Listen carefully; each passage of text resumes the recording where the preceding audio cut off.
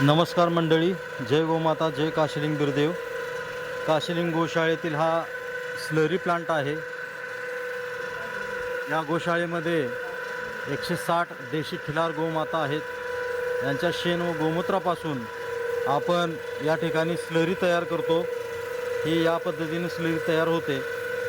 आज सावळज गावचे द्राक्ष बागायतदार कल्लापण्णा थोरात आणि दादासू पडळकर यांनी आपल्या या स्लरीला 800 लिटरची ऑर्डर दिलेली आहे.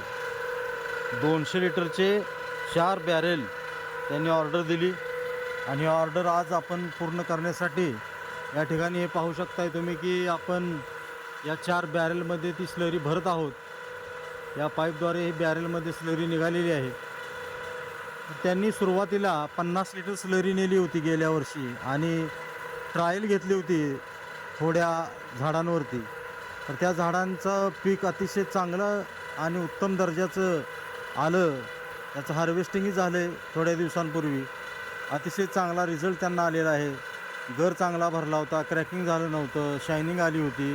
असे बरेचसेच फायदे त्यांनी मला सांगितले आणि त्यांनी आज सकाळी एकूण 800 लिटरची स्लरीची ऑर्डर मला दिली.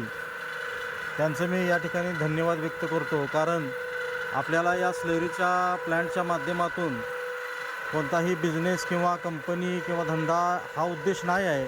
तर आपला मेन उद्देश आहे तो म्हणजे आपली जी गोमाता आहे ती स्वावलंबी झाली पाहिजे. तिच्या शेण गोमूत्राला अनन्यसाधारण महत्त्व आहे हे सर्वच जाणतात, पण प्रत्यक्षात मात्र त्याच्यावरती आपले बरेचसे शेतकरी खूप कमी काम करत आहेत.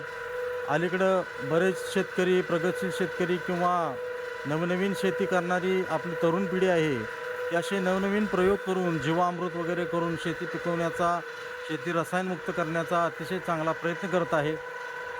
पण माझी सर्वांना विनंती आहे की आपल्या या काशिलिंग गोशाळेतील जी स्लरी आहे ती सुरुवातीला थोड्या प्रमाणात नेऊन आपल्या पिकांवरती त्याचा प्रयोग करावा व रिझल्ट आल्यानंतर या स्लरीचा जास्तीत जास्त वापर आपल्या शेतामध्ये करावा.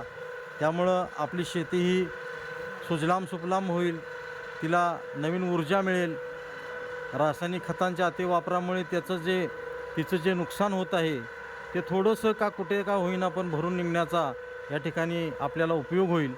आता या ठिकाणी मी जो तुम्हाला ही वैरण दाखवतोय ही गोमातांसाठी केलेली आहे. ह्या वैरणीला आम्ही कोणतीही रासायनिक चिमटही टाकलेली नाही. फक्त महिन्यातून एकदा पाटपाण्याने या वैरणीला स्लरी सोडतो. तर अतिशय उत्तम दर्जाची ही वैरण, अतिशय शायनिंग, काळोखी आणि फुटवे जबरदस्त येतात. तर वैरणीला हा जर का फरक पडत असेल तर आपल्या पिकांवरती का पडणार नाही. आणि रसायनमुक्त अन्न आपण खायला दिलं पाहिजे आणि खाल्लं पाहिजे, ही आपली जबाबदारी आहे. तर सर्वांना माझी विनंती आहे की काशिलिंग गोशाळेची स्लरी आपल्या शेतामध्ये वापरावी व गोमातेला स्वावलंबी करावे. जय गोमाता, जय काशिलिंग बिरदेव.